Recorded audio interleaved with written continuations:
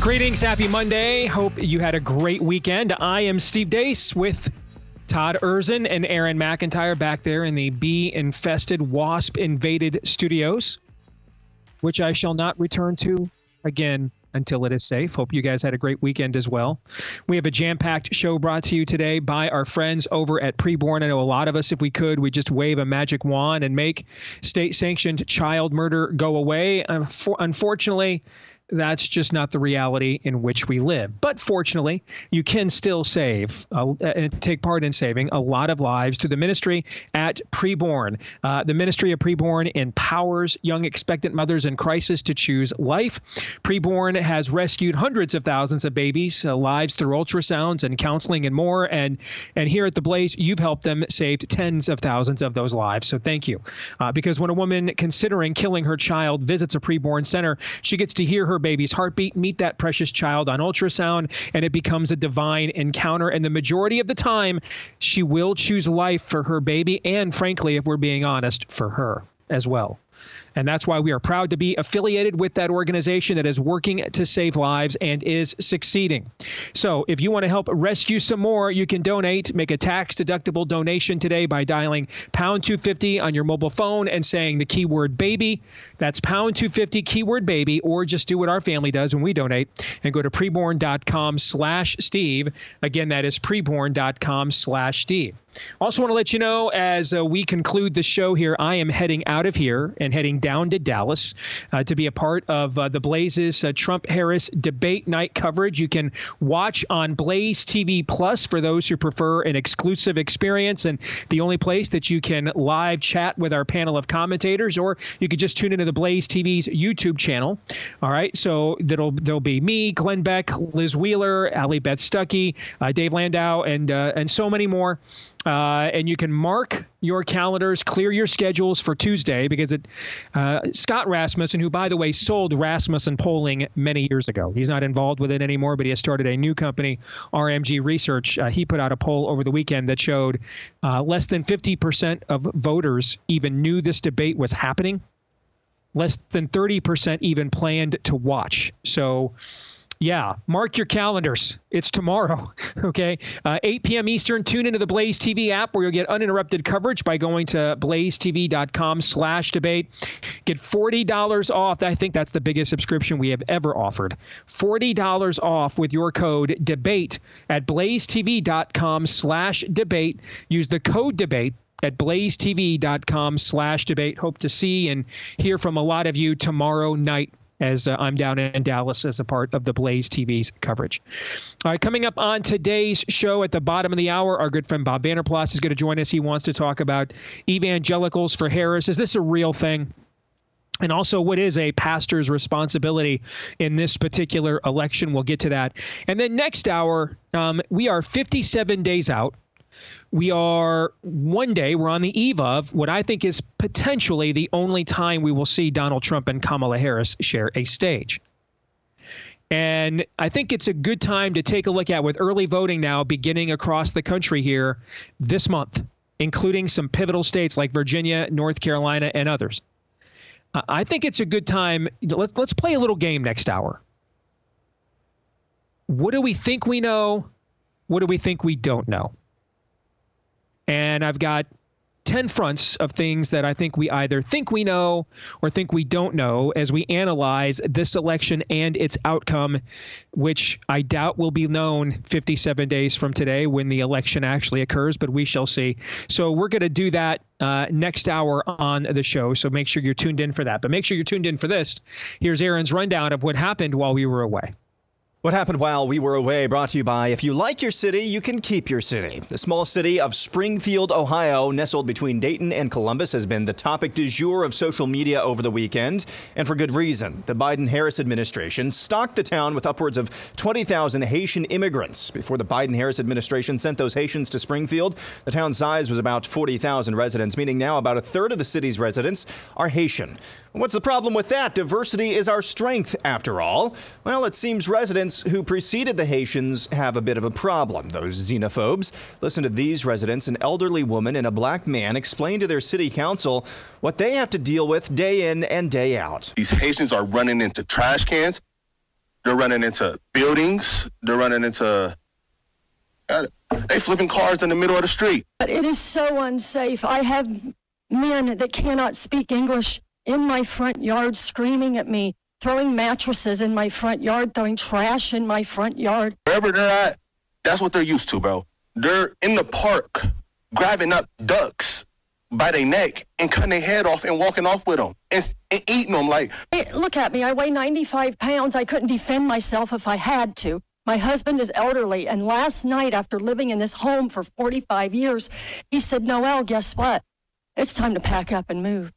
He said, we can't do this anymore. Kids out here getting hurt. Like, only reason I even went on here and said something about it is because somebody told me they walking from the school and a Haitian almost ran into them.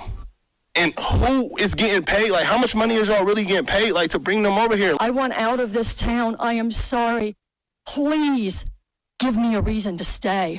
Yeah, multiple accounts reportedly from residents in Springfield have repeatedly confirmed that those Haitian immigrants shipped to their community from the Biden-Harris administration have indeed been spotted killing ducks and geese at city parks, ostensibly for later consumption. This story also resurfaced out of Springfield. Last August, a Haitian immigrant driving without a valid driver's license hit a school bus, injuring dozens of students and killing one, 11-year-old Aiden Clark. Back at the time, this was one of the first moments the city's residents vocalized their displeasure with their new neighbors to their city council. But incredibly, 11-year-old Clark's family described the outrage of their son's death as, quote, hateful. Back in 2021, Kamala Harris bragged to the cast of The View about the Haitians her administration imported and all that they're doing for them. Starting with our administration, we gave TPS, temporary protected status, to Haitian migrants, 55,000. And then more recently, we extended temporary protected status to over 100,000 Haitian migrants for that very reason, that they need support, they need protection. And now we go to Fox 45 in Baltimore, who reports an MS-13 gang member in the country illegally was attending a Maryland public school while he was the primary suspect in a vicious murder. He was just sentenced to 70 years in prison, and he was allowed to be a student in a public school after he committed the murder. Tell me about Kayla. She was sleeping in her bed. He broke into her room and strangled her after she died and just left her on the floor like trash. When you heard that Martinez was in a public high school in Maryland, what did you think, knowing that he was the main suspect in your daughter's murder? I was really upset. You're sitting there putting this monster into high school. You're putting children at risk. Somebody needs to be held accountable. Anyway, checking in on the rest of Kamala land, here's VP hopeful Tim Walz at a gala for the Human Rights Campaign. Think about this. When I was a kid growing up in Nebraska, being gay was illegal. Still technically illegal. Okay, moving on then. After Donald Trump experienced his latest win against the lawfare waged against him, this time successfully moving his sentencing in the Manhattan hush money case till after the election, he told a rally crowd in Wisconsin he's committed to ending the weaponization of government. Under Comrade Kamala, Christians and pro-life activists are rotting in prison for the crime of praying in public. How about the people they're arresting because they were praying in public? These people are sick. Former Vice President of the GW administration, Dick Cheney, is going to be voting for Kamala. He joins his daughter, Liz Cheney, who is also universally hated. Here's how the talking heads at MSNBC reacted. Tim Miller, your thoughts? Well, Nicole, I mean, in some ways, obviously, this is a shock. It's an earthquake. Dick Cheney, Darth Vader, voting for the Democrat.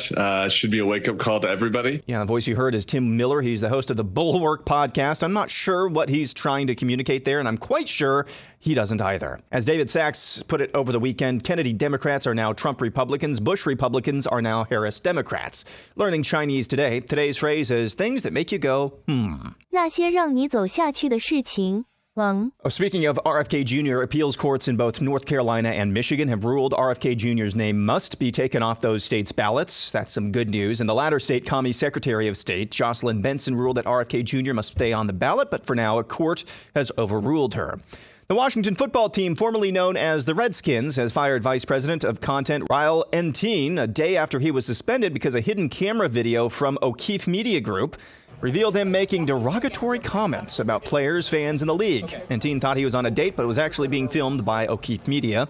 In the video, Intine referred to players as being homophobic and dumb as hell, called fans, quote, high school educated alcoholics, and made disparaging comments about Cowboys owner Jerry Jones and NFL Commissioner Roger Goodell. And finally, Variety magazine recently interviewed legendary singer Elton John, and the magazine thought they'd tee him up for an anti-Trump screed, except that didn't happen. Here's Elton John talking about Trump's moniker for North Korean dictator Kim Jong-un. I know that you're not a supporter of Donald Trump's. He loves your music. How did it feel when he took the lyrics to Rocket Man and he used it as a nickname for Kim Jong-un, and then he gave Kim Jong-un I laughed. I thought it was brilliant. I just thought, good on you, Donald. I'm the Rocket Man, yeah. Donald's always been a fan of mine, and he's been to my concerts many, many times. So, I mean, I've always been friendly towards him, and I thank him for his support. Yeah, when he did that, I just thought it was hilarious. It made me laugh. And that's what happened while we were away. Aaron's Montage brought to you by our friends over at Jace Medical. They are encouraging you to take your family's health into your own hands, and there is something you can do to ensure you've done at least some role and taken some part in doing so, and that's getting your loved ones the medication they need, and it's called the Jace Case. It allows you to start stocking up on medications now so that you are prepared for – they wouldn't do that again, would they? Yes, they would. Over and over again, in fact. All right, the Jace Case is a personalized emergency kit that contains essential antibiotics and medications that treats the most common and deadly bacterial infections. It provides 5 life-saving antibiotics for emergency use. You just fill out a simple form online, and you'll have it just in case you need it, and you will.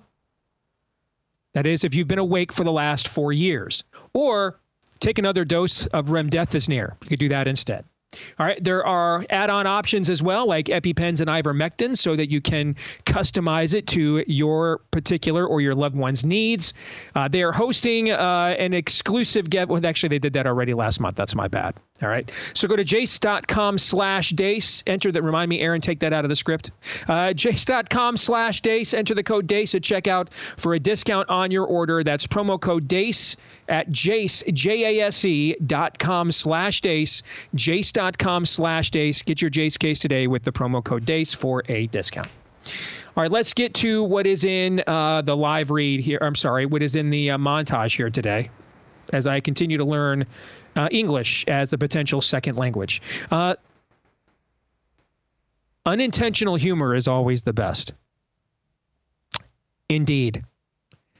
What do you think it means when Darth Vader is voting for the Democrats? If I'm the Trump campaign, man, I'm turning that into an online video. The viral potential of that. All right. What do you think? And using the bulwark's own words against him, that's right out of the 10 Commandments of political warfare. Reverse your opponent's premise and use it against them. Tim is correct when he observes, what do you think it means when Darth Vader is supporting the Democrats?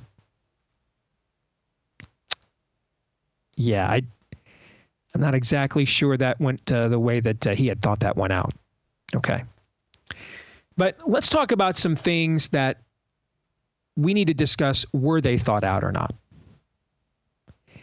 So Haiti is a country that I actually know very well because I spent some time there, a considerable amount of time there, about a decade ago. And I went there on a mission trip with Food for the Poor. And I've talked about this several times over the years.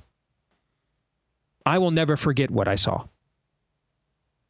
And the people at Food for the Poor see man's inhumanity to man every day that ends in Y. They see it constantly. So they're going to be more calloused than me. I mean, I had never seen things like what I saw in Haiti. And I'll never forget there was one moment, the head of Food for the Poor at the time was on this trip with us. And this was not a vanity project. I mean, we went into hardcore areas you couldn't drive to, you had to hike to. We needed armed security everywhere we went. They wanted to make sure that we were off the beaten path that we got a really good look. They were thinking of partnering. I was with Salem Broadcasting at the time, and they were a big broadcast partner of Salem. And they had all of Salem's main shows go out to do one of these trips. And so this was me and a few other people were on this trip. So it was our show's turn and a couple of others. And they wanted to make sure we got to see what's really happening here. So this wasn't we go in for a photo op for a day and then we're back home. We were there for a significant amount of time.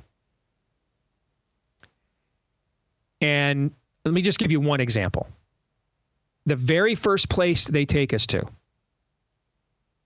the very first village they take us to, we hear a ton of loud screaming coming from one of the huts. And our translator asks, what is happening here? Because we need to know if it's safe.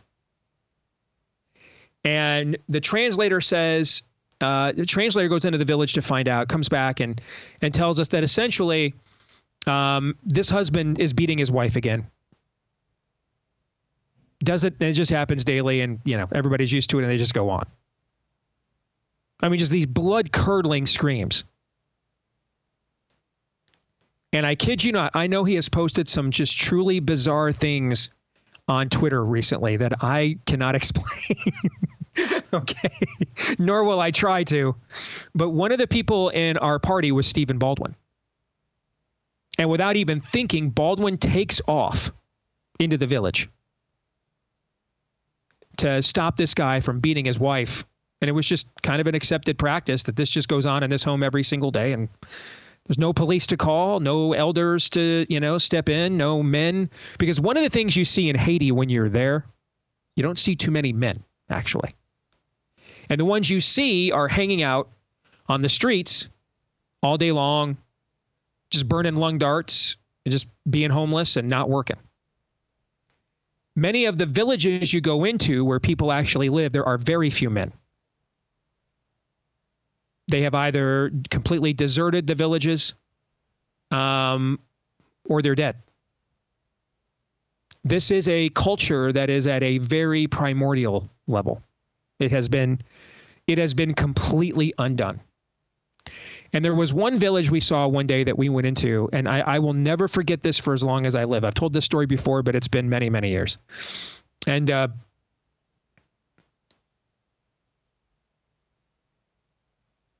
I'm sorry to pause. This visual is just something there was a widow in this village.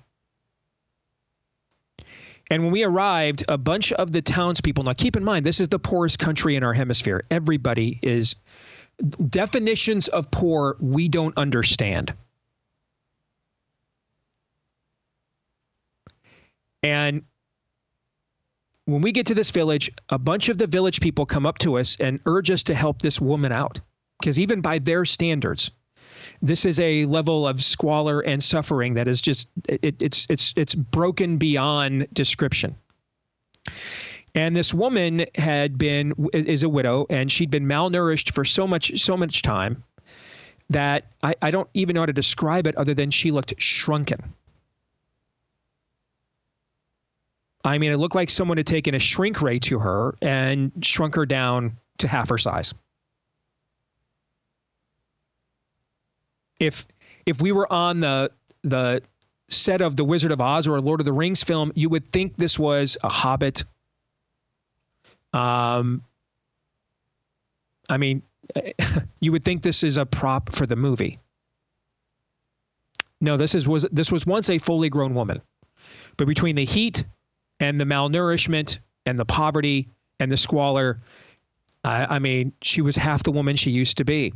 And no one there has any means to help her. They're all poverty-stricken. And so what she had done is she had taken the trash of the villagers. Now, this is third world trash. This isn't a homeless guy on the streets in San Francisco looking for one last drag off a cigarette butt.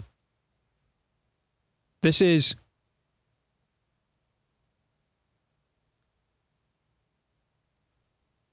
bad.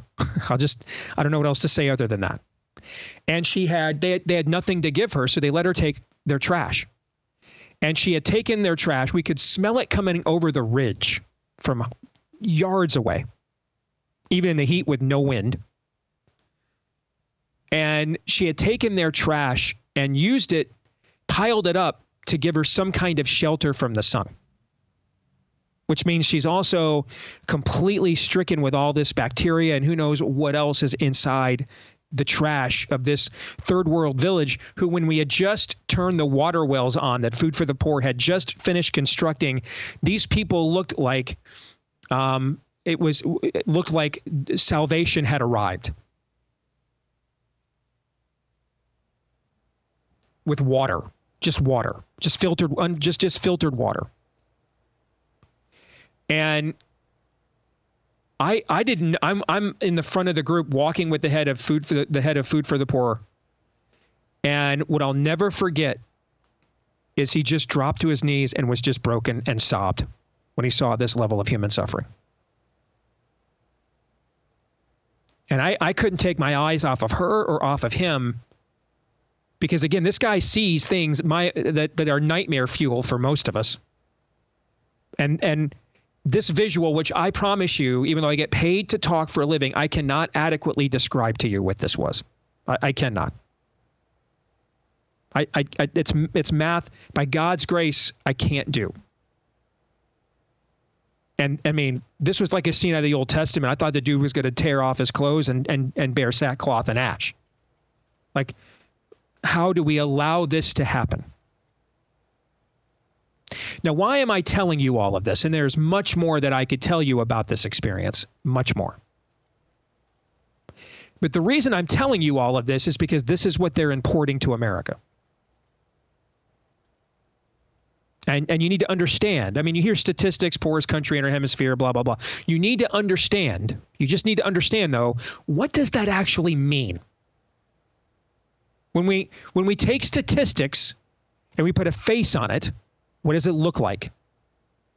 This. It's this.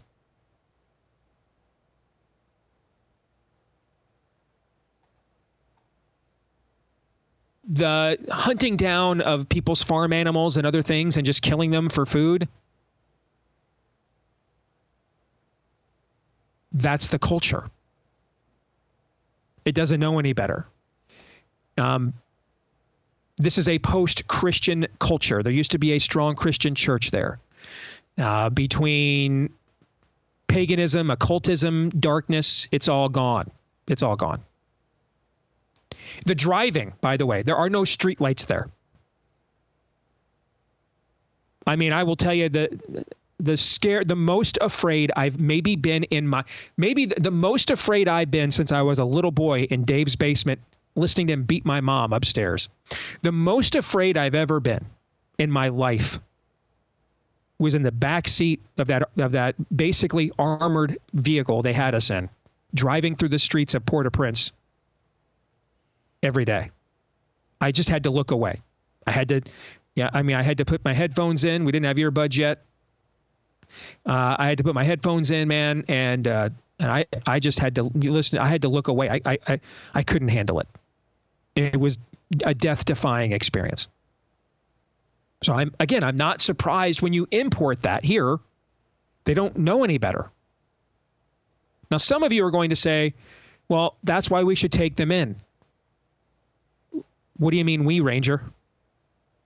The people making this decision, they're not taking them into Martha's Vineyard. Not taking them up to the Upper East Side of Manhattan. We're not taking them into the Hollywood Hills. Then we're going to dump them on Springfield, Ohio, a state we can't win, the we being the Democrats. We'll dump them on you people. How you like them apples? And then lecture you sanctimoniously about give us you're tired, you're poor. Well, Steve, the Bible says to be kind to the alien and sojourner. It does. Do you know what a sojourner is? A passer through. It's not a squatter. You were not permitted to say, I'm not safe at home, so I get to come to Old Testament Israel and impose my worldview on you. You weren't allowed to say that. So they were to be kind to people seeking sanctuary, but sanctuary is a temporary state. Squatting is a permanent one. Settling is a permanent one. And if you were going to stay, if you were going to settle, read the book of Ruth. A lot of you quoted on your wedding days. That whole part where she says, my people will be your people, my God will be your God. Well, before that, she converts. She has to leave the pagan occultic cult of Moabites behind. Otherwise, she cannot marry Boaz, and he cannot marry her. She has to convert. That's why she says, your people will be my people, your God will be my God. She has to abandon the practices of the pagan occult culture she comes from. A culture that was banned for 10 generations by Jehovah from his covenant because it was birthed out of one drunken night when Lot's daughters got him drunk and then had sex with their father to get pregnant. And that abomination caused them to be cast out. And we're not letting that back in. We're not letting that in. Now, if you're willing to leave that behind, turn away, repent, convert, and then part of conversion, how would you demonstrate a conversion? How would you demonstrate this? Well, let me give you another term for conversion that can be applied in a non-spiritual setting. Assimilation.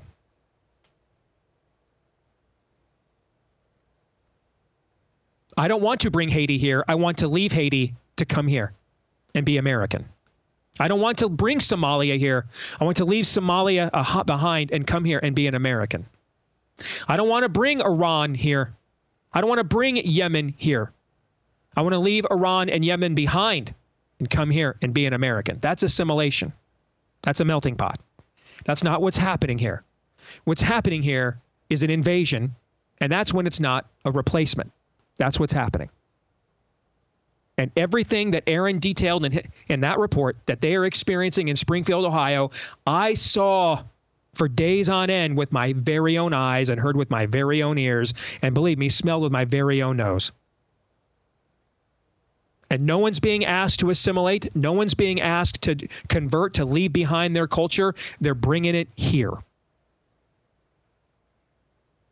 And there's a reason why they dump it on places like Springfield, Ohio, and not Martha's Vineyard and the Upper East Side and the Research Triangle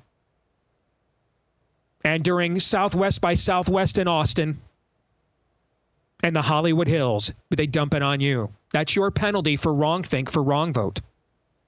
And you will be replaced. You will convert. Not the immigrant. You will. Or you will be replaced. Consider yourself warned. Gentlemen, your thoughts? Well, all of this is possible because at the end there, when you said you were lamenting the fact that no one's willing to assimilate, to become an American, that's the crux of the whole matter. What's an American? Do the Americans even know? Will they make any of the sacrifices that are required by all the generations before us who knew what it was? And then by definition, put that faith in what it means to being American into works of being American. That's the problem. What the hell is an American anymore? And because we don't know, everybody in the pool. Yeah, I mean, I want to go back to where would you yet be struck? I mean, these you listen to that woman who got up and said, you know, I'm 90 pounds soaking wet. My husband's elderly. I've got people on my front lawn who don't understand me and I don't understand them, screaming at me, trashing my front yard. You know, I want, if your heart doesn't break for that, you probably just don't have a heart. Yet at the same time, I don't know if you caught this, throwing in that 11-year-old who was killed in that bus crash brought about by the Haitian who didn't have a driver's license and tried to flee the scene. His family, this is what you're talking about, Todd. His family thought that the people who were showing up to the city council meetings exposing all of this, his family, the family of the 11-year-old who was killed by the Haitian, said that this was hateful to turn this about anything else other than we've got a dead son. Yep. That's the problem. Correct. It should have been my black pill if there was a black pill moment. I bring this up again. Molly Tibbetts, a young lady here, went to the University of Iowa, out for a jog in rural Iowa, got killed by an illegal alien working at a big farm. Her father later said, no, don't make this about immigration. What can you do with that? Nothing. More in a moment.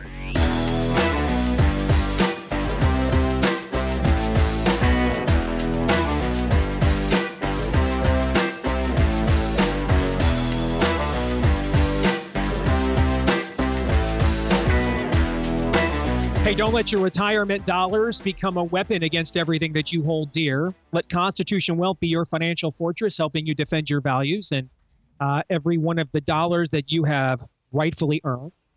That's why so many of our listeners have already reached out to Constitution Wealth, Patriot's Choice in Wealth Management. So here's how they can help you take a stand. They can help you secure your family's future with a rock-solid investment plan that can reduce your portfolio and your retirement's grips with ESG and DEI and all these other woke schemes that are a pariah on your investments. They can start encouraging you to vote your shareholder or proxy votes for conservative actions at the top of these woke companies. I think a lot of people don't even exercise their vital vote there, where you can have a lot of potential cultural leverage and help you divest from companies that are mocking your values and opposed to them, and do this all to use maybe the most powerful weapon most of us will ever have in the culture war.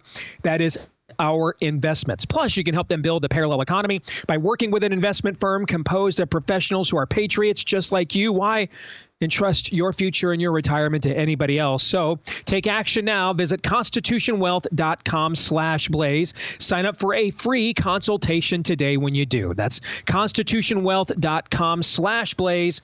Again, head on over to constitutionwealth.com/blaze. All right, let's welcome in our good friend Bob Vander Plaats, who is literally taking his life in his own hands right now as we speak by sitting in my seat there in our Blaze TV studios in suburban Des Moines. How you doing, brother? I'm doing really good. I've got this sudden surge of power, Steve, being in your chair, in your seat, and I'm swatting these wasps away, but I think I'm going to be okay. I hope you got an EpiPen. That's all I got to say. All right, they like that chair. They like whoever is sitting in that chair. All right, let's get to a few things that you wanted to discuss this week. Let's start with the debate tomorrow.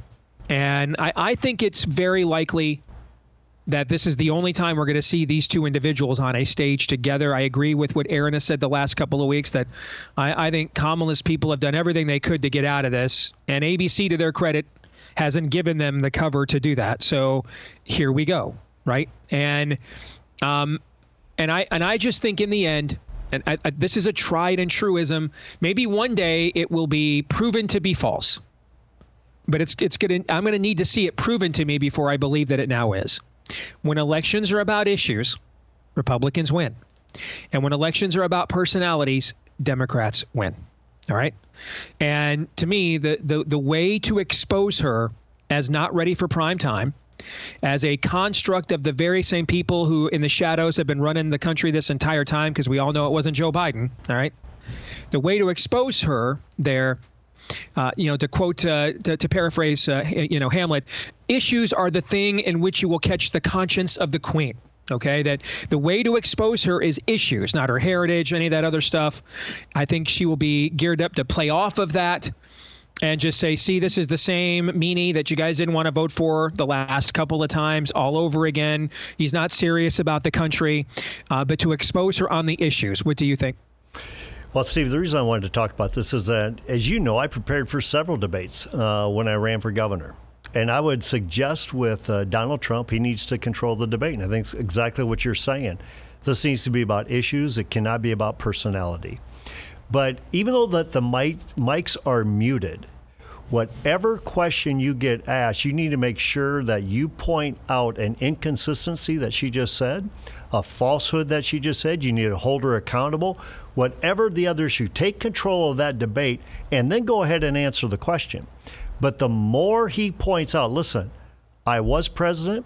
This is what we did when I was president, whether it be the appointment of 3 justices, moving the embassy to Jerusalem, a vibrant economy, whatever it is that he did. And now what you guys have done to this country in 4 years, the average voter knows that if I look at the issues, I was way better off 4 years ago than I am today. And so therefore the choice has got to be clear.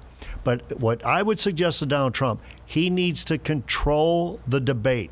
Take the mic, hold her accountable, even with the muted mics, Hold her accountable before you answer the question that was asked. Control the debate. All right.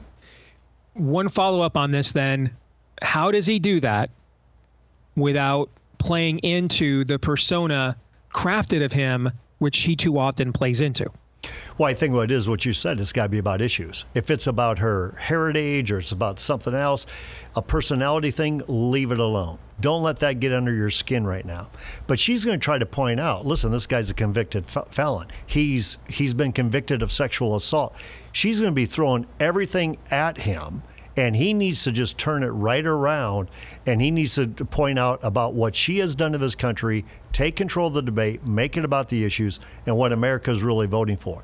And if he shows that not only was he the president, but he's what somebody that can view to be the next president, I think he wins. And this debate, as you mentioned earlier, I think it's the only debate. It is going to be huge in the outcome of this election.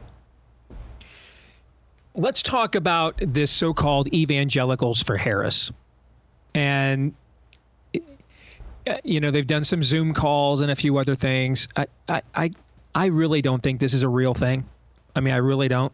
I think that the intent of this is that there's really not a large cachet of Evangelicals for Harris. The intent of this is to get the 2 to 4% of suburban megachurch going evangelical women who do not like Donald Trump to continue not liking Donald Trump, to suppress the Republican, the potential Republican vote. That's what I think the actual intent of it is. But what are your thoughts, and why did you want to make sure we address this? Yeah, well, first of all, even when I'm being sued and the family leaders being sued by the 1,000 friends of Polk County, it's not 1,000 friends. It might be 3 or 4 people who have an axe to grind to make sure that we don't get a property rezoning. It's not 1,000 friends. So just like the 200,000 reported evangelicals for Harris, everybody knows what this is. How do you dent the evangelical base? It's a huge base that tends to turn out and elect the most conservative, pro-family, pro-religious liberty candidate. In this case, would happen to be Donald Trump. But my reason for wanting to talk about evangelicals for Harris, what about evangelicals for Jesus? Let's keep the main thing the main thing. Because what it is that they're going to be all caught up. Well, you just said they're all caught up in the personality. They don't like Donald Trump, so therefore I like the personality of Kamala Harris better. But when you take a look at the issues, whether it's the sanctity of human life, and although that's not where we want Donald Trump to be as far as we want him to be, but at least he's going to be way more pro-life than, say, Kamala Harris is, or the border issue, or the judicial issue, or the parental rights issue, or the gender issue, whatever the issue is that's concerned about you, we're looking at issues. But let us tell our base, whether it's an evangelical who happens to be voting for Trump or an evangelical who happens to be voting for Harris, let's keep reminding people the main thing, and it's not Trump or Harris, it happens to be Jesus. Evangelicals should be for Jesus first and foremost, not to an identity. And so when I hear the term evangelicals for Harris, it disturbs me, it bothers me. It kind of, like this is not how you communicate your testimony. Who do you think their audience is? Well, I think their audience is say, listen, you guys have got a home. You guys don't like Donald Trump either. For whatever reason it might be, there's a lot of reasons why people would say, yeah, I don't like Donald Trump. I wish we had a different candidate, whatever it might be, to say you have a home. It's okay for you to come here. And therefore we have some prominent names. And they throw around like Billy Graham's granddaughter. So they got some prominent names to say, I'm going to be a spokesperson for evangelicals for Harris. But so they basically just went out and found like the one apostate family member of a bunch of famous people in Christianity, essentially. And the whole idea is, how do we dampen that turnout? How do we take away from it? Because if Trump gets 76% or better, he's going to be president of the United States of the evangelical vote. If he gets 75% or lower, the risks go up that Kamala Harris is going to be your next president. Or the overall turnout too. Okay, I mean, if evangelicals are more than 25% of the electorate, Trump will probably win. Exactly. If they're less than 25% of the electorate, Trump will probably lose, right? And Steve, that even goes back to the first comment we were talking about, is the debate. The enthusiasm gap Trump needs to get these people enthused to say, I want to go out to vote, so they make up that part of the electorate. So I think even his message there about, I'm going to stand, not all of you are going to stand with me, but I'm going to stand with you and remember what I did for you, and have the enthusiasm gap be in his favor. What do you think is a pastor's responsibility in this election? For example, I try to put out a theology question for fun on my, because that's what I do for fun, I guess. I try to put out a theology question for fun on my social medias each broadcast day. Here is the question I asked today. I mean, a friend of mine has a book coming out, Vote Like Jesus. I respect that. I'm much more inclined to try to, as a human, when it comes to these kind of civic matters, look more like Paul, because he had to wrestle. His conscience had to wrestle. He's the closest in terms of apostolic leader in the New Testament to having to wrestle with the dichotomy of being in the world and not of it that we do in a free society. Because as a Roman citizen, he didn't have the level of freedom that we do as Americans now. But for the ancient world, it was very small p progressive. I mean, he had very nascent proto versions of civil liberties that we have now. For example, when he's falsely accused, he has the right for a free and swift trial. That was not something you really took for granted really anywhere in the world between being a Roman citizen and being an American citizen for the most part, unless you were part of the favored class of people aligned with the ruling class of that country, culture, or era. And so he had some versions and variations of what it meant to be a citizen in a Republican small r form of government. He wasn't necessarily voting that we know of, but at least he understood the tension between civil liberties and a free society, for him anyway, to some degree. And then also being a Christian, so now he's part of a marginalized class at the same time. So I try to look at him to do figure out a lot of the math. And I even asked today, therefore, how do you think he would vote in this election? So what do you think is the pastoral role in this election, Bob? Well, I think this all fits in with the comprehensive viewpoint of the gospel. You're supposed to be salt and light to a culture, the timeless voice to a culture, a prophetic voice to the culture. In Daniel, I believe it's Daniel 2, it says, that God raises up kings and he puts down kings. And sometimes we get the king we deserve, not the king that we want.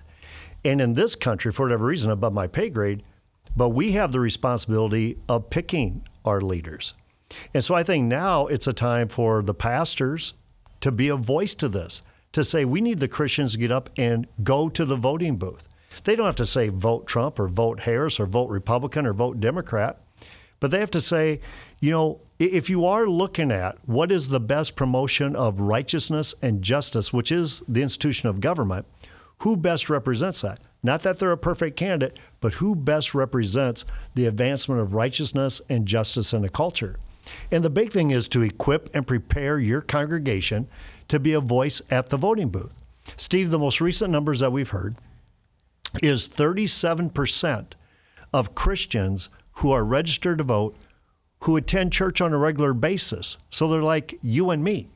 37% aren't voting. So even if a small percentage were to move, if it went from 37% to 32%, you're going to get the church's voice to be the dominant voice at the voting booth. And that's what you just mentioned about the evangelical vote. If it's 25% of the electorate versus 20% of the electorate, 30% of the electorate versus 15% of the electorate, get the church's voice out to vote. And equip your flock in a way that government was instituted for our good. So it doesn't stop after Election Day, but whoever gets appointed office, whoever gets elected office, our job is now to minister to them like a Nathan to David or like a Joseph to Pharaoh. And we at the Family Leaders, Steve, we have put a great toolkit together for pastors about how can you do this comprehensively. And for your viewers, because this is meant for pastors, if you want your pastor to get it, have your pastor email me, bob@thefamilyleader.com, bob@thefamilyleader.com, and we will get them a non-partisan, biblical, gospel-centric way to engage this election. Last thing, I've got about 2 minutes here. How much of this would really just be this tension and how to walk all these tight ropes and everything else that, frankly, in many cases are figments of our own fear and imagination and don't exist. But how much of this would just be alleviated if the rest of the year and in between Election Day, the pastors just opened up the Bible and preached what it said in totality, without any self-editing or watering down or spoonfuls of sugar to help the medicine go down? How much? Oh, it'd matter a great deal. Matter of fact, we find out that people who are under solid teaching, under God's word, that when they go to vote, they're going to vote for the most pro-family, pro-religious liberty, pro-righteous. Like Steph Curry, when he says he's voting for Kamala to protect baby killing, what church is he going to? Exactly. What church is that? Exactly. And so it is. As a matter of fact, we get a lot of pastors, Steve, you've heard me say this before, pastors saying, well, I don't want to be political. And we're saying you don't need to be political. Just be prophetic. Open up the word and preach what's in it. Be biblical and be culturally relevant. Because if the church stays silent on issues that are very relevant today, and that could even be boys participating in girls' sports, boys using women's locker rooms, as Todd and Ainsley have had to confront, speak into that. What does the word say about gender? What does the word say about the nation of Israel? What does the word say about all the issues that are coming up, the life issue, whatever issue it is? But be biblical, be culturally relevant, and if you do that throughout the year, that's why it fits underneath the comprehensive nature of the gospel. If you do that throughout the whole year, when your flock is engaged, mobilized, they hear it from you, you should go to the election to vote. They're going to vote for the most righteous and just candidate. And I believe when the church shows up, good things happen. Good stuff, Bob. Again, people want to get that presentation for either as a pastor or for their pastors. What do you want them to do again real quick? Yeah, just send me an email, bob@thefamilyleader.com, bob@thefamilyleader.com. You get that to me, and our Church Ambassador Network team will get you the resources. Thank you, brother. Appreciate it. Thank you. God bless. Same to you. All right, when we come back here for hour or two in a few minutes, let's do a deep dive on where things stand 57 days away from this pivotal election. And we have a pivotal event tomorrow night in this debate. And Donald Trump, after this debate, whether there's another one or not, is going to be, him and the Republicans are going to be dramatically outspent the rest of the way. So now, if I had a choice between being dramatically outspent in 30-second ads, most people are going to tune off during football games here the rest of the year, or nailing this event that anywhere from 50 to 100 million people are going to watch tomorrow night, I would choose the latter. All right. So I think this is a very pivotal moment in this campaign moving forward. Let's talk about where things stand heading in when we return.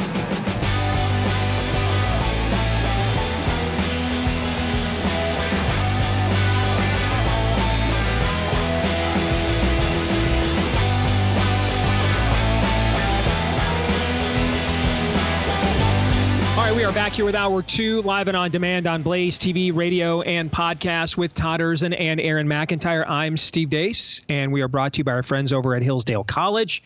As students are now heading back to school here, this is a great learning opportunity from our friends over at Hillsdale.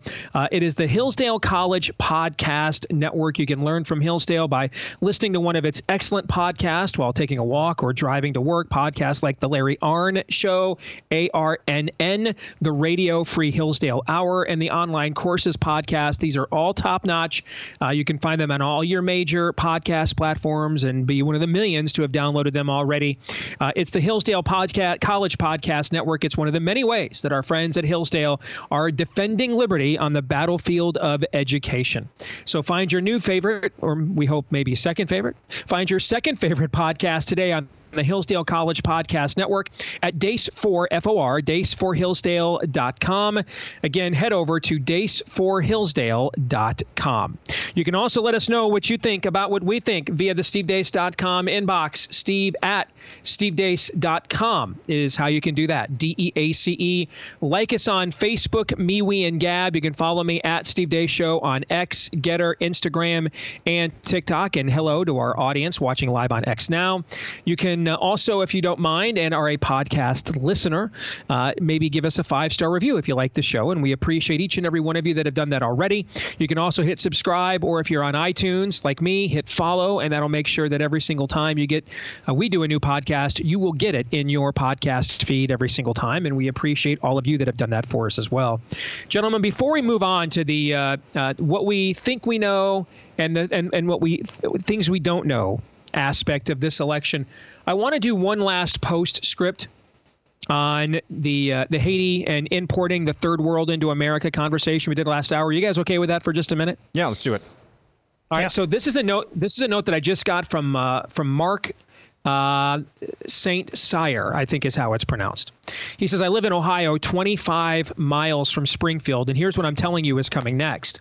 These type of poor and no understanding know nothing else other than taking things they want by force. Today, they are taking the animals. Tomorrow, it's going to be groups going door to door pillaging. It's coming, and it's scarier than crap. I'm just telling you, that's what I saw in Haiti. Saw the same thing. There's no law. There's no justice. You just take what you want by force. So if we're already seeing a lack of understanding of driving restrictions and guidelines, we're already seeing people just take animals they want and consume them for food that don't belong to them. By the way, this has happened in our history before.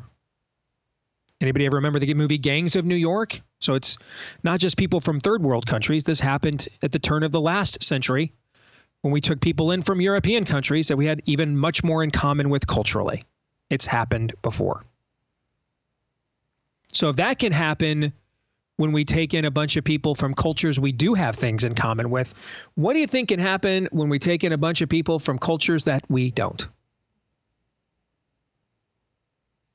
Not to mention, we saw a proto version of this just a few years ago. Chaz, anyone?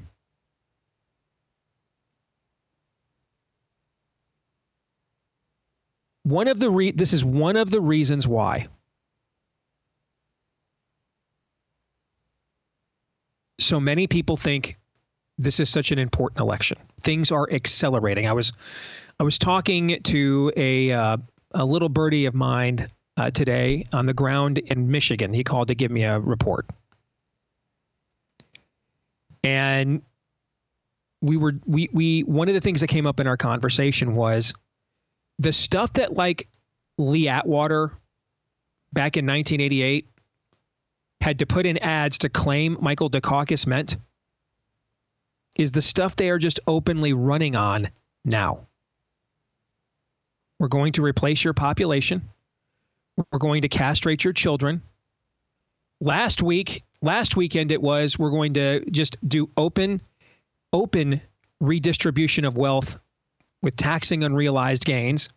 This past weekend it was, we're going to confiscate all your guns. They're just openly saying it now. There are no camouflaged terms. Nothing is, tax increases aren't being called investment. Nothing's being, there's not a condom being put on any word. It is absolute bareback, straight from the drip black hole. And they're just mainlining it into the culture and into the electorate and not even hiding it, not even attempting to. So with 57 days out here, now, if you live in places like North Carolina and Virginia, the election starts for you here in about 15 minutes. Most of the country is going to vote on Election Day, but a lot of votes are already going to be banked before we get to Election Day, 57 days from today, which should not happen and should not be the case, but I can't control that, and it is what it is. So with 57 days to go, and on the eve of the maybe only time we will see Donald Trump and Kamala Harris on a stage together, let's have a conversation about what we do and do not know about where things stand between now and November 5th. And that's what we're going to spend the rest of this hour talking about. All right, here's the first thing that I think we know. I think we know that Kamala's post-convention bounce in the polls either never happened or it is worn off. Things I think we don't know. The polls have collectively underestimated Trump's support in his previous 2 presidential runs, but they also underestimated Democratic support in both the 2022 midterms and the 2023 off-year and special elections. All right. And you want some context here. In the Real Clear Politics polling average on September 9th, that's today, on September 9th, 2016, Donald Trump was at 42.9%. That's the same percentage he was at on the RCP average on September 9th, 2020, but he is currently at 46.7% on September 9th, 2024. So, gentlemen, let's start here. Let's start with what we think we know about Kamala's post-convention bounce polling. We should probably even discuss if you guys even agree that we think we know. Do we think we know that her post-convention polling bounce either never happened or it's already worn off? Do we think we know that? What do you think? I'm in a really weird place with the polls because we started off this year doubting them going into the GOP primary that didn't actually happen. And it turned out that the first contest, the only contest that mattered, they were pretty well on the money. I'm kind of at a place now where on one hand, you can't, the wisdom or narrative in a multitude of narratives is that things are not looking rosy for Kamala. Okay, I'm not talking wisdom in a multitude of counsel because polling is not wisdom nor counsel. It's narratives in a multitude of narratives. What is the narrative coming out of that multitude of different competing narratives? That's what polls are. And it is not good for Kamala. But the thing that gives me pause is the second part of this is that the underestimation of Democrat support, especially back in 2022, I'm just not ready to say, guys, that Trump's got this in the bag. So I'm a little bit schizophrenic when it comes to polling.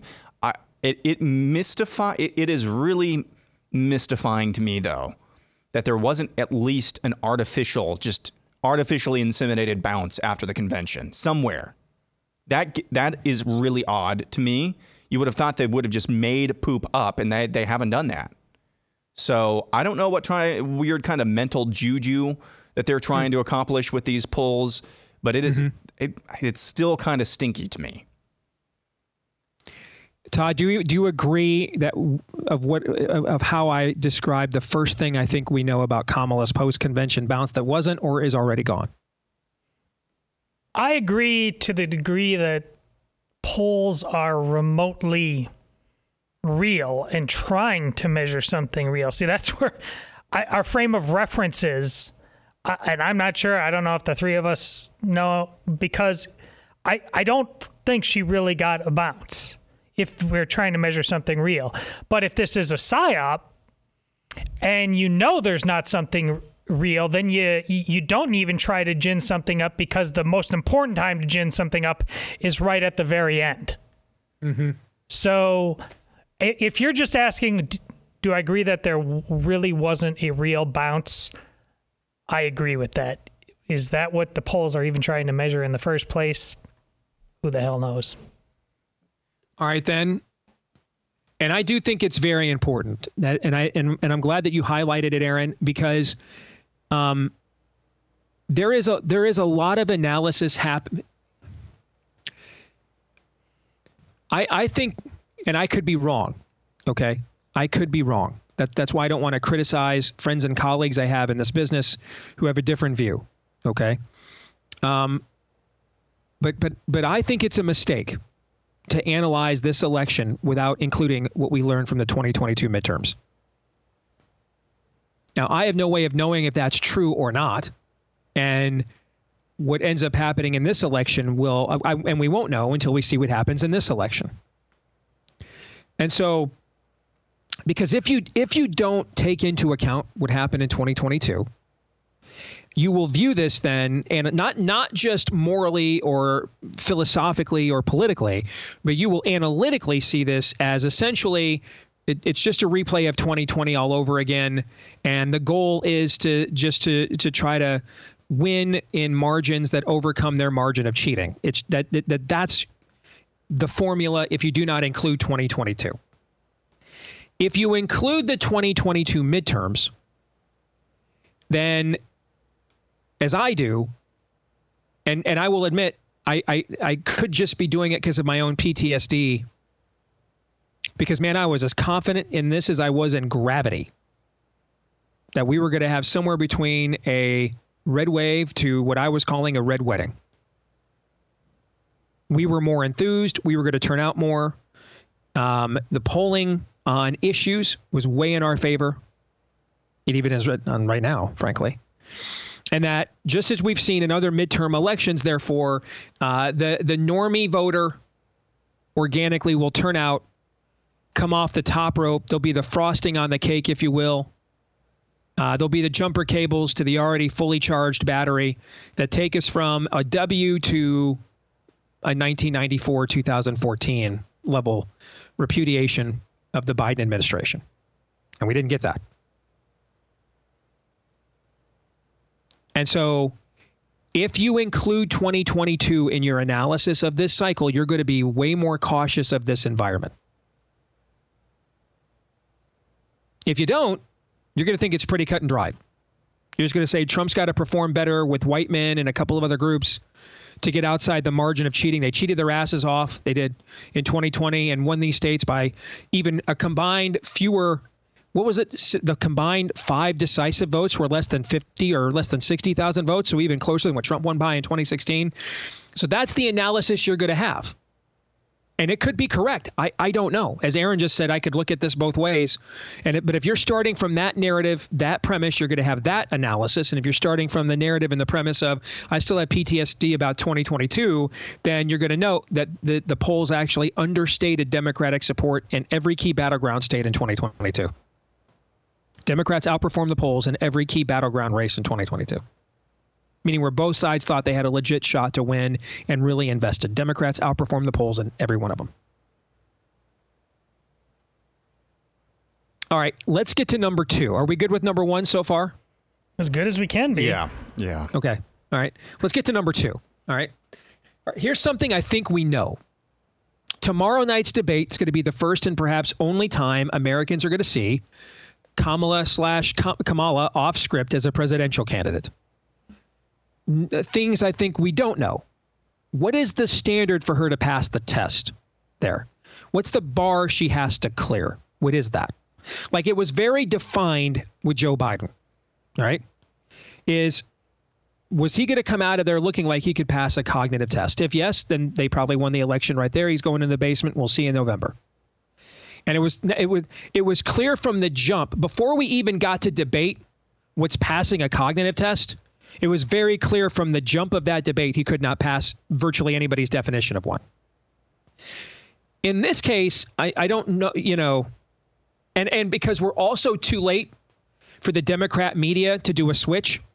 There was time for them. That's why they wanted that debate. There was time for them to, change course rather than just take the L. That's why they wanted that early debate. We're sitting here now in mid-September. Early voting's already started. Now ballots are being printed. Okay, it's too late now. And so I think we therefore need to recognize that if Kamala, went on there and didn't know her ABCs, CNN is not doing the show after this debate that it did after the June debate. You see what I'm saying? They're just not going to do that. Where right after the June debate, they sounded like me in my analysis on the Blaze. That's not going to happen. Because whenever they do actual journalism in corporate media, it's to generate the political outcome that they want. It's because the narrative they prefer is in danger. It's not from any form of integrity. And so even if Kamala comes out of this just being a mistress of gobbledygook, their media is not going to admit that she's just, a nitwit, that you can't have a nitwit be president. You can't make Veep, the TV show Veep, nonfiction. So admit going in, they're never doing that, no matter what she does tomorrow night. But what does the normie American, and who knows how many even tune in, but those that do, and there will be millions of them, I don't know how many millions, but there will be millions of them, what's the bar that they want her to clear? I saw a graphic that Fox put up this morning while I was at the gym lifting. from one of their polls that only 12% of voters think they need to learn more about Donald Trump, but over 30% of voters think they need to learn more about Kamala Harris. So what do you guys think? Number one, do you think that is something? Those are two things we either do and don't know. And then what do you think of both of them? Well, as much as you can be scripted in a debate format, that's what they're going to try to have her do. I think there's a very definite script that she is going to be on. Donald Trump, there's a proof of concept with him as a debater. He's lost debates to both Biden and Hillary in the past. I think they've done a lot of research on how you get him off balance. You can't let him just be sedate and calm like he was against Biden several months back. Whatever script they're on is try to get him off balance, make him angry. If it's this kind of question, you go with this. They're going to try to keep it really, really simple. If this is football parlance, this is like rookie quarterback stuff. Just stay on this. And listen, that's a pretty good strategy, because I think we're all a little shocked that Donald Trump managed to, I mean, goodness, because Biden was falling apart with dementia, and somehow Trump didn't just go, I mean, for a little while there with the golf game and things like that. I think we're all amazed that Donald Trump actually just let him unravel and let him do that all on his own. Can he do it again? I don't know. Yeah, so I'm glad you put the clarification in there about what do normie voters, what is their bar for Kamala Harris? Because we know what the bar is for the media, and there's no bar. It's just, you just have to show up and, word salad, and you are the best debater. You are the best debater we've ever seen. To the normie voter, I agree overall, we don't know what that bar is. There is a chance, no matter how many canned lines that Kamala Harris has designed to get under the skin of Donald Trump, and this is going to be hard because the mics are going to be muted while the other candidate is speaking, and that makes getting under Donald Trump's skin harder. Not impossible, but harder. Mm-hmm. There is a chance that Kamala Harris didn't make it to Iowa, guys, in the one primary that she actually ran in. There's a reason for that. What I'm trying to say is there's a chance that no matter how many canned lines that she has against Donald Trump, now it's a small chance that it's just going to be so repulsive. People just find her persona so repulsive that it could just be something like that. No matter how well she does from their perspective, no matter how many zingers that she fires, it's just that her persona is so repulsive no matter what happens in the debate. Given, again, with the big caveat, and it is a big caveat when we're talking about Donald Trump, with that caveat aside, if he manages to just shirk them off, make it about issues as much as you can possibly expect Donald Trump to, there may not be an opportunity for Kamala Harris to really make hay with normies just because of her persona. I don't know what the percentage of chance that is, but I think it's not zero. I don't either. So let's flip the script on what you just said, Aaron. What happens if Donald Trump is under control for the most part, presidential for the most part, because the bar for that with him is low with a lot of Americans too, if we're going to be honest here. Okay. I mean, at this point, just, don't lose your bowels and you look presidential compared to our stereotype of you. So what happens if he comes off here looking mostly reserved, informed, and presidential, and Kamala is able to execute their talking points?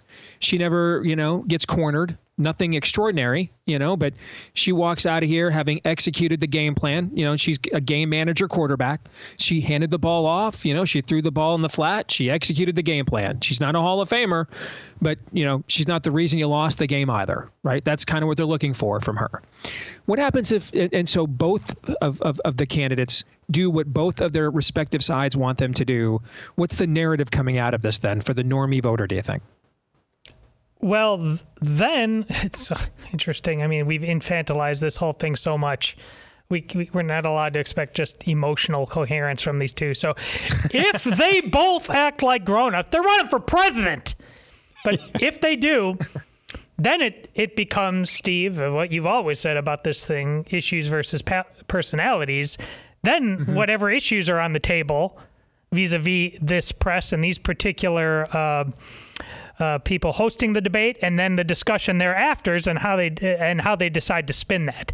And we don't know what those issues are going to be. And we always wonder now if the economy stupid even matters anymore. So then I think that's what we have an opportunity to talk about what we really talk about anymore. Different approaches to issues.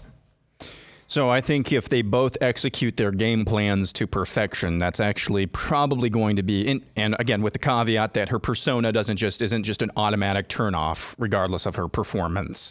Persona versus performance. I think that's actually a Kamala win, because the normie voter always wants to take the path of least resistance. And if there are and I think the path of least resistance is just go with the cool kids, and the cool kids are still the Democrats.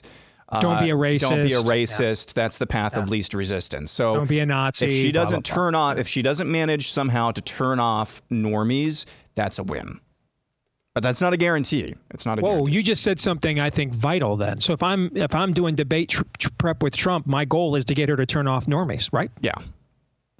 And therefore, I've got to probably expose, going back to what Vander Plaats said last hour, I've really got to expose how far left her regime is on the issues. I have to make what they want to do policy-wise to the country even more, unsatisfactory to the normie voter than my persona is, basically, right? Depress. Yeah. All right, let's do one more before the break here.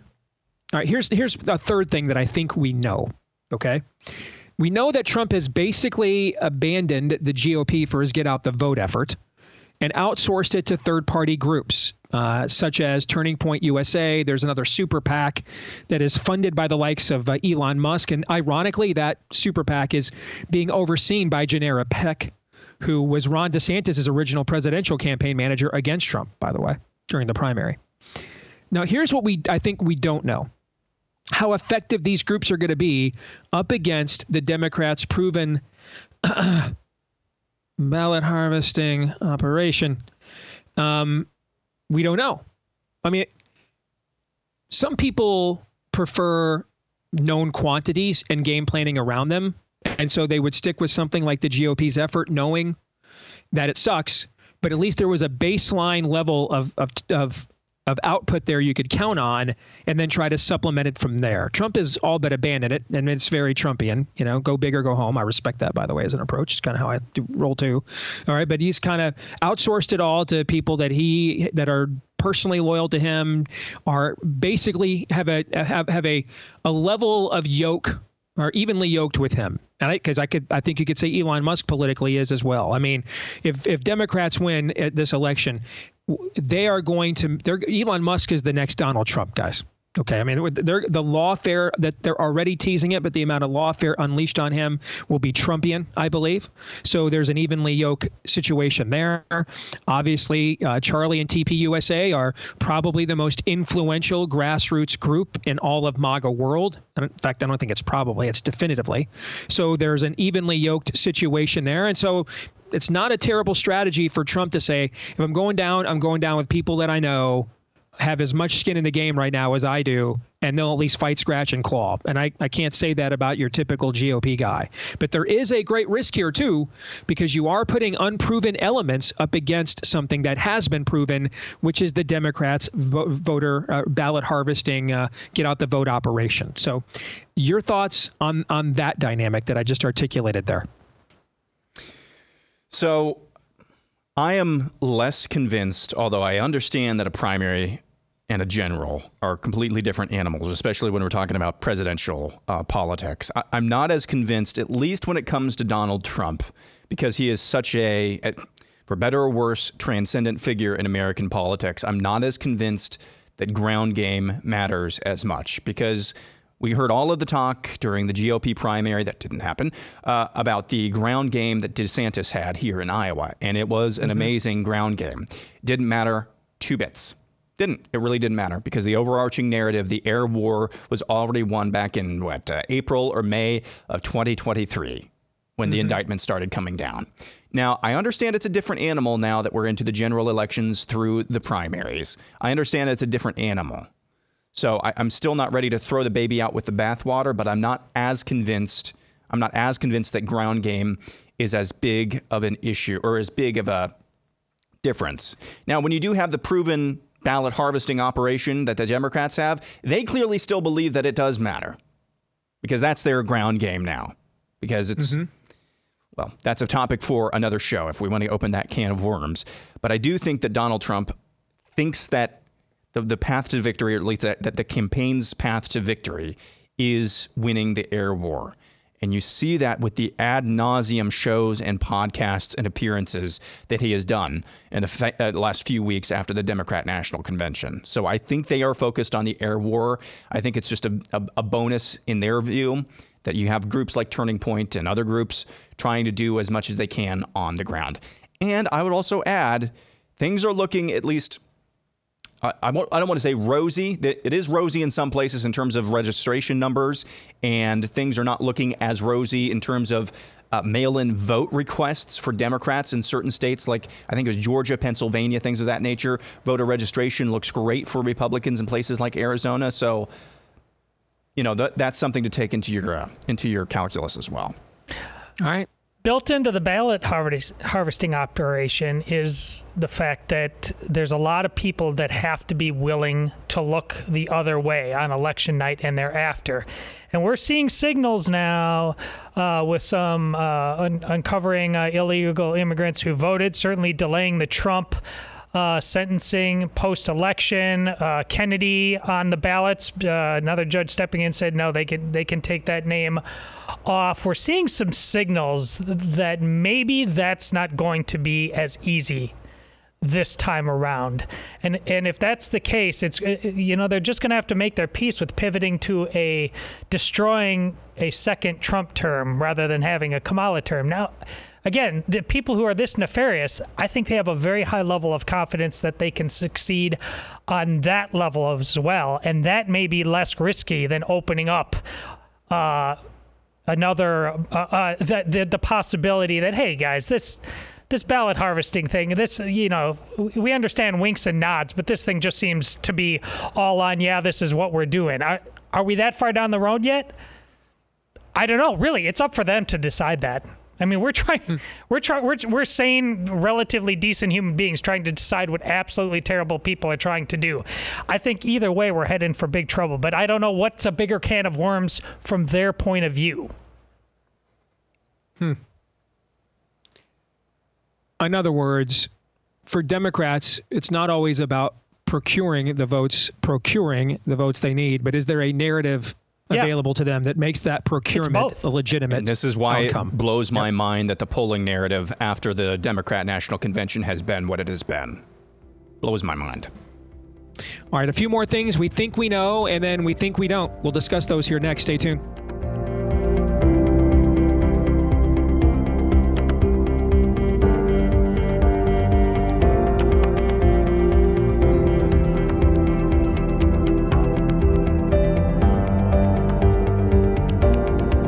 Back here on the Steve Deace Show, powered by our friends over at Lumen, which is the world's first handheld metabolic coach. It's a device that measures your metabolism through your breath. And on its app, it lets you know if you're burning fat or carbs. It'll even give you tailored guidance to improve your nutrition, your workouts, your sleep, and even stress management as well. All you have to do is breathe into your Lumen first thing in the morning. You'll know what's going on with your metabolism, whether it's burning mostly fat and carbs. And then Lumen gives you that personalized nutrition plan for the day based on your measurements and your goals. You can also breathe into it before and after workouts and meals, so you know what's going on with your body metabolically in real time during those key moments as well. All right, so Lumen gives you recommendations throughout all of this that improves your metabolic health in addition, because it tracks everything.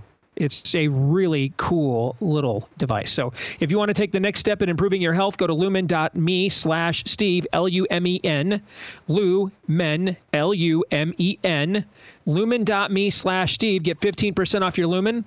That's lumen.com, me, I should say, lumen.me/Steve for 15% off, lumen.me/Steve for 15% off your purchase. All right, let's continue. 57 days out now and where things stand here on the eve of perhaps the only time we're going to see Kamala, and I'm just alternating in case you hadn't noticed. I don't know if it's Kamala or Kamala, so I'm just going back and forth. The next time we see Kamala, or maybe the first time and only time we'll see Kamala and Trump on a stage together. All right, so some things we think we know and some things that we think we don't. All right, so here's another round of things we think we know. Just continuing as a variation on the thing we were just discussing, the Democrat ballot harvesting operation outperformed partisan demographics and polling by an average of 9 points per race in the 2023 off-year special election season. That's a fact, Jack. That we know. We know it did that. Which means here's now what we don't know. What is the margin of cheating? And this actually goes back to what I said a little while ago. If you are factoring 2022 into your analysis here, because I look at my former home state of Michigan, which I still care deeply about. I was getting an on-the-ground report about Michigan just this morning with my breakfast. And Gretchen Whitmer was up by 1 point in the final Real Clear Politics polling average and won that gubernatorial election over Tudor Dixon by 10 points. Again, that's the average. Everybody likes to point out, and I get why, Ron DeSantis was picked by Quinnipiac to lose the governor's race by 7 points, and he won. That's pretty bad polling. But then imagine the entire average is off. And oh, by the way, after the 2020 election, RCP said, because that was the most inaccurate the RCP average had ever been, was the 2020 election. It said it actually fine-tuned and pruned polls from its average after 2020. And Gretchen Whitmer still outperformed at 10-1.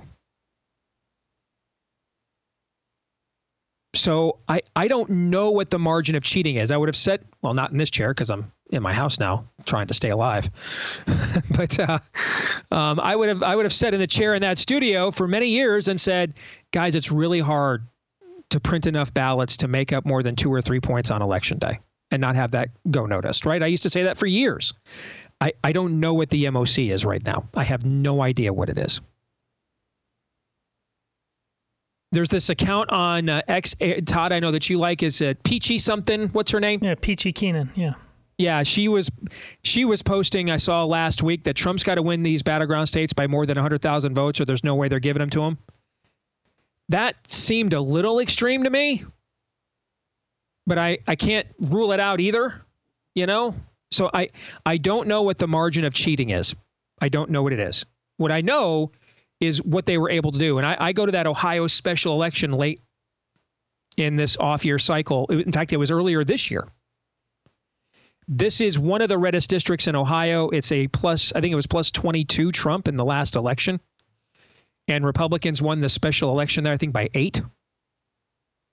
And that's a district where they're not going to own all the machinery like they do in Fulton County in Georgia or Philadelphia County in Pennsylvania. Or Wayne County in Michigan, or Maricopa County in Arizona. All the electioneering is done there with people who think more like us. And they were still able to mount a turnout operation in that special election where they overperformed the last cycle by 14 points. So I don't know what the margin of cheating is. Guys, what do you think? Any answer other than that would have been terrible to dishonest, whatever. I mean, no one can know because the issue isn't really what the margin. The issue is the fact that people are comfortable with one existing at all. And people clearly on both sides, because of fog of war, COVID, Trump's just that bad, it was clear that a lot of people systematically said, you know, we're just going to walk away from this thing. So, like I said, there are signs now that some people, Steve, you even pointed out today, I believe on Twitter, you were talking about the Ninth Circuit and how Trump deserves credit for some of the judges. But, you know, that circuit suddenly didn't become filled with founding fathers, though. I think there's just a sense of like, okay, there's a lot of smoke here right now. And all of this smoke somehow depends on enough people looking the other way. how many people are you saying that are you saying, Todd, that this is analogous to the mob movie when a cop gets killed and it was a cop on the take? Yes. Okay. And the other mobsters look at the younger, more aggressive mobsters and are like, hey, man, chill it out. Okay. Yeah. Heat's too big right now. Yeah. All right. Just keep to yourselves, keep your head down, pay your taxes, go to work. Don't be lifting trucks at the airport, right? Don't be running our normal game right now because they're out for blood right now. Is that what you're saying right now? That's exactly kind of what we're like that. That's exactly what we're dealing with. And once again, like I said before, we don't know. We've allowed this to happen. So now they're in control. They get to decide how much smoke they want. We could take it back if we want to. There seems to be signs that is happening a little bit. Again, I'm genuinely shocked that the forces that be are going to allow Kennedy to take his names off those 2 ballots. But that's happening. So maybe there's just enough people involved in the system. They're not suddenly becoming white knights or anything like that, but they're just like, okay, we all have to slow down a little bit because I ain't going to jail for anybody on either side. Okay. Aaron, what say you? I just think that's all terrible, by the way. Until we see or it also might be the best we can get in this day and age at the same time. I'm sorry, Aaron. Yeah, I just think until we see conclusively, concretely, with our own eyes, that they are not able or are unwilling otherwise, for whatever reason, to do what they did back in 2020, we need to have a posture of what Peachy Keenan was talking about. Okay, you have to run up the score as much as you possibly can. You just have to. So a posture of paranoia is probably healthy if you are doing electoral national politics in this country. Well, let's apply that to one state, Pennsylvania. So my little birdie on the ground in Michigan did not give a very rosy report of what he is seeing from the get out the vote effort from the Trump campaign in Michigan. Did not give a rosy report. On the other hand, he thought that things were actually, by GOP standards, fairly well organized in Pennsylvania from what his sources had told him. But we're still dealing, you got this Scott Pressler guy out there, God bless him, literally like walking the earth, okay, of the state of Pennsylvania for the last 5 years, trying to get people to register GOP. And he's clearly made, him and other efforts there have clearly made some progress, but I don't think people realize Democrats are still going to hold an over 400,000 voter registration advantage in that state for this cycle. Over 400,000. So how does that, because that may be the determinative state in this entire election. Nate Silver is saying Kamala's weakness, Kamala, I said Kamala last time. Kamala's weakness in Pennsylvania is why he's at Trump 60-40 to win the election right now. So what's the margin of cheating in a state where the Democratic governor just won by 15 points and they just got a guy elected that we thought was anywhere from retarded to vaccine injured, and now we think he's one of the best senators we have because that's a low bar. and Democrats still have an over 400,000 voter registration advantage in that state. So what's the margin of cheating there? What do we know? What do we think? What is it? 5 million. Why not? I don't know. I don't know what it is. I don't know. That's what I'm saying. That's why it's in the things I don't know, because I don't know what it is. I mean, I can't sit here and tell you they're not going to be voting in Philadelphia, after Thanksgiving. Can you guys know that for sure? They're not going to get some federal judge somewhere to say just keep the polls open. I don't know. I have no idea what they'll do. I don't know. I don't know how anybody could know. I don't. I think that's why this debate tomorrow night is so important. I think it needs to be doesn't mean if Trump doesn't get a knockout blow, he can't win. I just think he needs to rob them of a narrative that makes it legit that they could come up with the numbers they want to come up with, like we just talked about before the last break. All right, before we get to the last one, let's talk about our friends at Focus on the Family and Jim Daly And hey, we all are wrestling with family life, with kids at various stages. I'm learning this now. My mama used to tell me this when I grew up and got out of the house, and now I see it as well. I'm even more worried about the kids now that they're out of the house than I was when they lived here. Okay, so you're never done being a parent, whether you're at the stage that our Princess Anastasia's at with her now 6-month-old Autumn, or you're in the midst of becoming an empty nester. That's where Amy and I are. Maybe you're a full-fledged one. Maybe you got teenagers. Godspeed. Wherever you are, you're never short of resources for encouragement and equipping. Focus on the Family with Jim Daly is the podcast that wants to be that encouraging equipper for you. All right. So again, you're talking about advice from one of the venerable ministries for decades now, Focus on the Family. You can subscribe to this podcast at focusonthefamilywithjimdaly.com. All one word, focusonthefamilywithjimdaly.com. Again, you can head over to focusonthefamilywithjimdaly.com. All right, we've got one more. Let's tackle this one. Here is something I think we know. If you look at the results of the off-year / special elections coming into this year and how poorly GOP candidates for governor and senator are currently performing in several battleground states, this is stunningly not a pro-GOP environment. Democrats are going to outspend us. They're going to win they might win every single battleground state governor and Senate race. I think that is more likely than we will even get a draw based on all the data that I've seen. Here's what we don't know, though. Whether or not a more iconoclastic candidate like Trump might actually benefit strategically not being tied to the GOP as a candidate. For example, would you rather be campaigning with GOP Mike Johnson and Mitch McConnell or Tulsi Gabbard and RFK Jr., for example?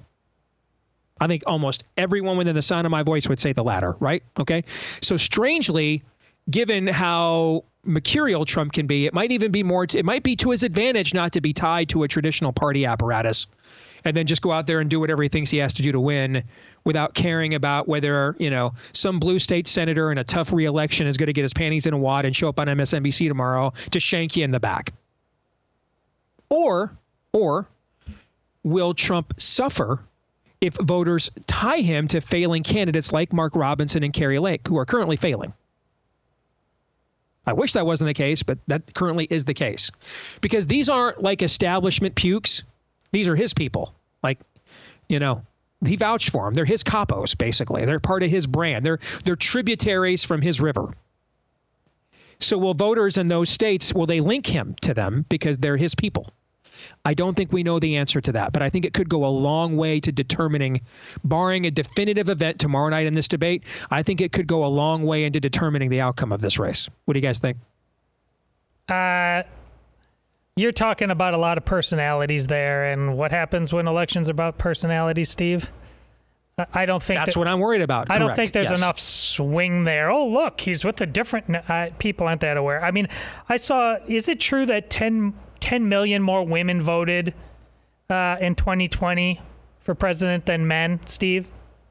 I don't know if that number is accurate, but typically more women do vote than men. Okay, well, that though, to me, is the far greater issue, because if, how many men just have to wake up and show up to change the scenario? I think that's really what this is about. Well, to be fair, Todd, we're right down to the nitty gritty of making the fantasy playoffs there in early November. So cut these guys some slack. Yeah, but they're not. They're certainly look at what you talked about, those differences, those nuance, even in personality. Nobody knows what the hell you're even talking about across America. Who are these people? Who's running for governor again? I mean, they just don't. Who's Tulsi Gabbard? I mean, honestly, you're talking about what grown-ups should know, and grown-ups not only don't know, they don't want to know. So I think it's more. We just need this thing to become about issues, to wake people up. Man, milk is too damn expensive. I think I might go vote for Trump this time. I mean, that's all I got. Yeah, the norm. You're a critical drinker there. That's all I got. Go away now. Yeah. But the last three presidential elections, by the way, 52-48 women in 2020, 52-48 women in 2016, 53-47 women in 2012. So yeah, See, I just looked it up. Yeah. Sorry, Aaron. The normie thing cuts both ways because they don't know who Kamala Harris. I mean, they don't know who the vice president is at any given term, in any given moment. I think that's true. So it cuts one way. It's like, yeah, wake up. The milk is too expensive. It cuts the other way. It's like, well, I don't know who Kamala Harris is. I do know who Donald Trump is. Do you think normies know who Donald Trump is? Probably. So I don't know. It is kind of the yin and yang. Trying to get inside, as we have done unsuccessfully so many times, pounded our head into a brick wall, trying to get inside the mind of Donald Trump. That is a fool's errand. The yin to that yang, or the yang to that yin, is trying to get inside the mind of normie America. Yeah, that's what's breaking my brain now. I gave up trying to get into Trump's brain. I'm trying to do the normie brain, and it's killing me. Yeah. So, I don't. Bottom line, that's a lot of words to say, I don't know. I just don't know. I mean, trying to get in the minds of normie voters the last few cycles has me, thinking about CBD gummies. I mean, it's just breaking me at this point. I gave up trying to get inside Trump's brain and just figured, like Todd, he's the weatherman. I'm just going with that. So, but trying to figure out where normie voters are, especially since 2022, that's a trip, bro. So final takeaways from this, guys, in the last 30 seconds we have from this exercise. What'd you learn? I learned that apparently my phone number was just given out over the air, and there's a freaking wasp. There's a wasp? Yeah, it flew right at me. And my phone number apparently was given out over the air from audio that was bleeding into the program. We didn't hear anything. I didn't hear anything. No. That's for a good time. Call Aaron McIntyre. Is that what it said? Apparently. We're going to stick around and do overtime for Blaze TV subscribers. For the rest of you, we'll see you tomorrow. Until then, Romans 8:28.